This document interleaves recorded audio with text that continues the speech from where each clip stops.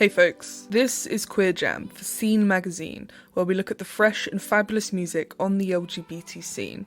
Today we're talking with Nick Lee and Shay Irvin from the Cultural Reset, an organisation that seeks to uplift the voices, artistic expression and industry experiences of POC and LGBTQ+ artists. So why don't you tell us about your mission plan for the Cultural Reset and its impact on the community? So TCR is a music journalism platform that's specifically designed to uplift the stories and experiences and the artistry of both POC and LGBTQ+ artists that are navigating the music industry. The way that we do that is just kind of through album reviews. Like we have a writing team who drafts album reviews, and we also do artist interviews with up-and-coming or established LGBTQ or POC talent. And we also curate playlists that exclusively feature POC and LGBTQ+ songs. Really, the impact that we hope this will have is just to change the industry, because the industry as it stands right now is extremely exclusive of people, of artists in particular, who fit into this kind of mainstream cookie cutter perception of what success or what is marketable in the music industry. So we want to change that and be that kind of bridge between inclusivity and the music industry. So what do you think the Cultural Reset is doing that's different to other collectives we might have seen? I think we're different because we really care. We really put focus on uplifting the artist and the artistry that we do. The stuff that we do is more in depth. That's kind of our niche. So usually with interviews, for example, when you have interviews with artists, they're just about their most recent project or about, the quirky things that they do when they wake out of bed. But we kind of take it a step further and say, hey, what is it that makes you you? Where did you get your start? What was it like coming up as like an artist who's a part of a marginalized group, and what would you say to people who look like you or identify as you, who want to come up in the music industry as a creative or as a music business professional? What's the team like at the Cultural Reset?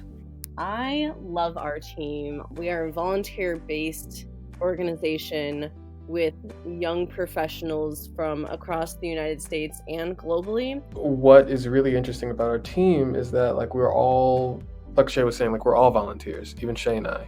So we're all working together for this common goal, right? So that's kind of what drives us, and I think that's been driving us really well. It's definitely been a sense of community, and for our volunteers to be able to stay connected with other people during this socially distanced time. With all of this in mind, what are you hoping to see in the future of the music industry?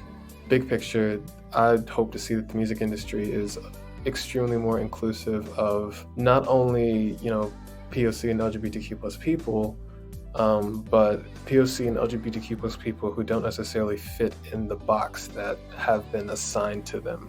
So a great example of that is how the Grammys for years had this category called, urban contemporary, which basically just meant black. When you have artists that would, create these incredible pieces of work that would be definitely worthy of an Album of the Year nomination, but they would only get nominated in the urban contemporary album category, and they would win that category but not win Album of the Year, just because their album was good, but it's just good for black people. By putting these categories out there, it's okay, you have to fit into one of these categories to even be considered for this title that will make you successful. But by having this competitive aspect, it's asking you to mold yourself to that cookie cutter expectation of that genre and falling into the hands of the music industry and taking the power out of the hands of the artist. And finally, who would you say is your favourite artist that you've ever interviewed or reviewed? Instead of favorites, I would just say some that have really caught my attention. I don't think that, I agree with you, I don't have a favorite either, because they all bring something different. They all bring a different perspective, a different experience, and they all bring really poignant points. So one point that I really loved was from Hitha, who's this 15-year-old sort of pop prodigy who's, getting her start in the industry. She is incredibly wise, and she's just incredibly cognizant of who she is and the things that she does. And she was talking to us about, some advice that her mom told her. And it was kind of about individuality. And it was about how, you have to do you.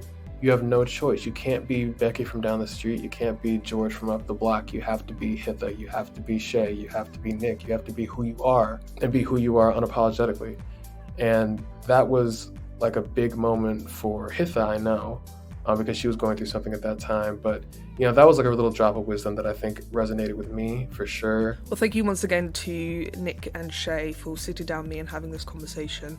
There were so many brilliant points made to put down into this tiny little segment. But if you want to see more, head over to cultural-reset.com or head over to the social medias under Colour of Music Collective to check out more from them. But that, my darlings, was Queer Jam for Scene Magazine, where we look at the fresh and fabulous music on the LGBT scene. I'll see you next time. Bye-bye.